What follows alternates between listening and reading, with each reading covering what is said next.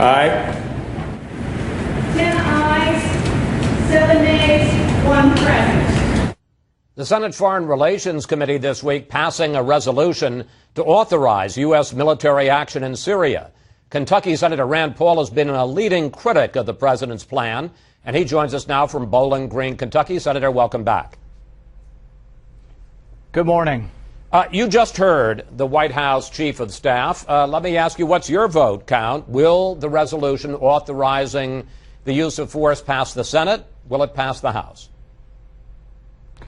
You know, the most difficult obstacle they have to overcome is that if we go in on the side of the rebels, we'll be going in on the side of al-Qaeda. And most of us think we've been fighting al-Qaeda for 10 or 12 years now. So it's a hard obstacle, or a big obstacle to overcome. They may overcome it in the Senate if it becomes a partisan vote.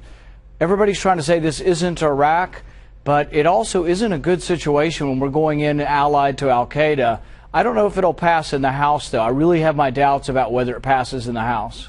You saw those disturbing videos that the administration is now showing to members of Congress that allegedly show the terrible reaction immediately after this attack. Could the president say anything Tuesday night, Senator, that would change your mind? Well, the interesting thing is when I see the horror of those attacks, my first impulse is that whoever would order that deserves death. I mean, someone who is a war criminal who would execute citizens and kill innocent people with any kind of weapon deserves death. But the question is, the attack, as I've seen the plan, as I've heard about the plan of the administration, is not to target Assad, not to target regime change, and to really be so surgical and so specific that it doesn't affect the outcome of the war. And so really, all the horror of these attacks would mean that you would want to do something about them. I don't think we're going to do anything to Assad for doing these attacks, and I think it's more likely that the chemical weapons could become freed and go about between the rebels or into al-Qaeda's hands if we destabilize Assad. Let me ask you about another new development just today. Secretary of State Kerry says that the administration will consider the French suggestion to go back to the UN Security Council and wait for the weapons inspection report there. Would that change your mind? Well, I think it's a better route. The thing is at the Security Council, we butt heads with Russia and China all the time. We have to figure out how to get them on our side. Russia has said repeatedly that they're against chemical weapons use, and they've signed the treaty to ban. So I think really if we could convince them that this was perpetrated by Assad, and if the Russians and the Chinese and the Security Council were on our side, it could potentially change the outcome here. But as you know, Russia has a tremendous real politic interest in Assad staying in power. He's a close ally of theirs. Let me ask you a different question. Earlier this week, you suggested that you might take to the Senate floor and engage in a standing filibuster, as you did on the drone attack. Here's what you said. Whether there's an actual standing filibuster, I've got to check my shoes and check my ability to hold my water, and we will see. Then, sir, you seem to back off that. If attacking Syria is such a bad idea, why not take to the floor for 10 or 12 hours and then engage in another standing filibuster? Well, the filibuster can delay temporarily a vote, but it cannot put a vote off forever.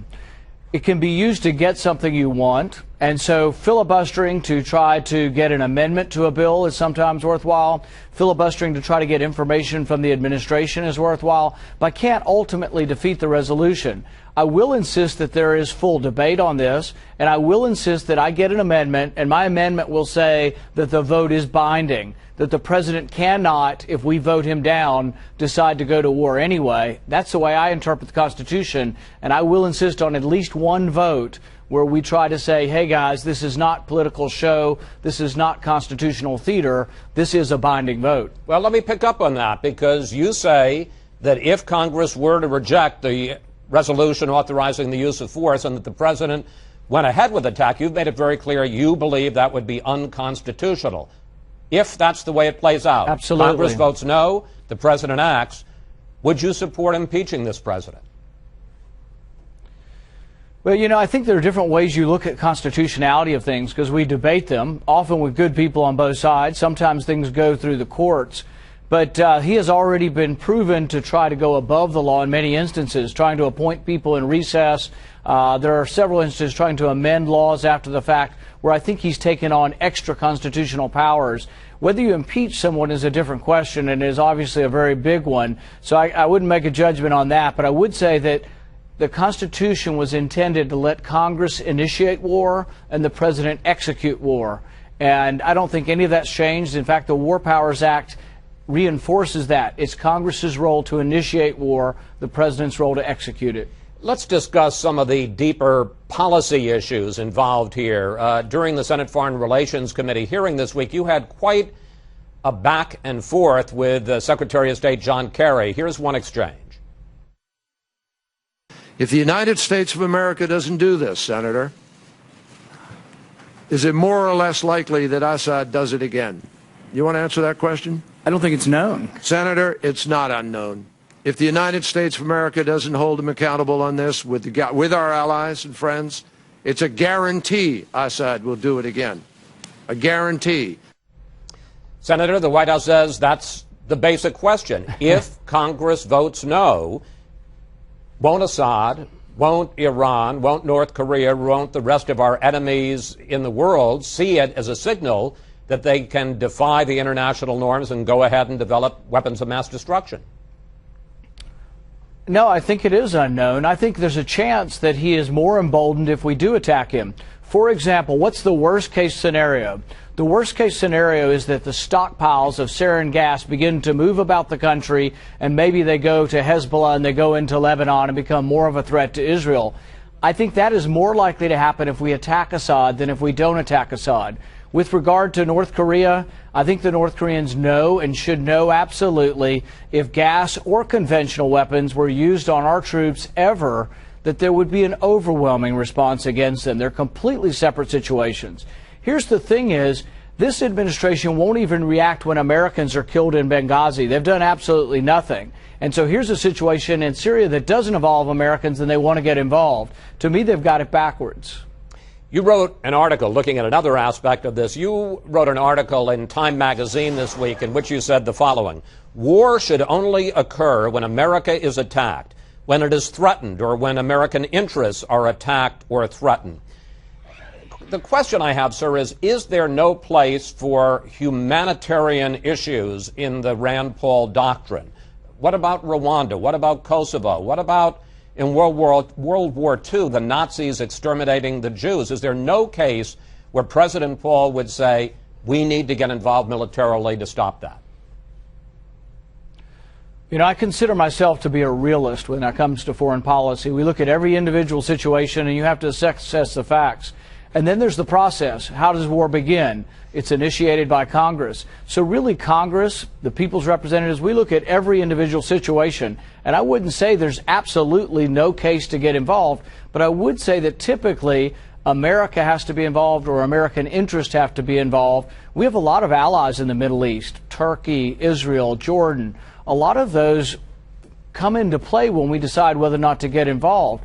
But the thing is I think if we get involved in Syria, it's more likely to be unstable or to create instability. One of the big things is the administration has admitted that they would use ground troops if the chemical weapons are threatened to be moved.